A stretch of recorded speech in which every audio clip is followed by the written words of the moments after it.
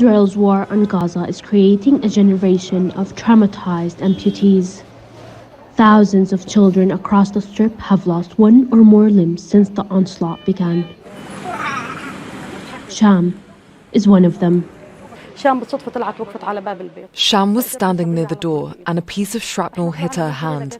I ran outside and found her hand hanging by a thread. It took her hours to be seen by a doctor, as not a single hospital in Gaza is fully functioning. Despite the horror of her experience, Sham was one of the luckier ones.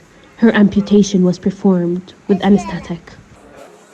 Many other children must endure having limbs amputated without pain relief. The situation's way beyond the medical staff's control, given the substantial number of injuries and the lack of medical equipment and resources that are required to deal with these cases. Without access to proper medical treatment, child amputees are unable to heal, physically or mentally.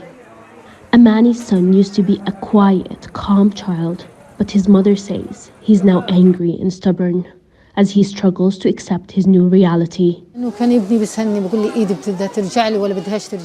He always asks me, will my hand grow back or not? And I do not know what to tell him. He thinks his hand will grow back. He does not know, and I do not know what to tell him. He keeps asking me, how am I supposed to play football? How am I supposed to hold the ball? This little boy may never take his first step. Isam Aqil's father says he needs a bone graft and needs to urgently travel abroad for treatment. But medical evacuations have stopped since Israel took control of the Rafah crossing early in May. He has not seen anything yet. He is constantly suffering and screaming in pain. What has he seen of this world?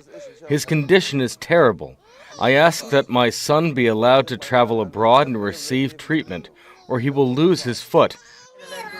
Doctors Without Borders has warned that amputees in Gaza are at a risk of fatal complications because of lack of proper medical treatment.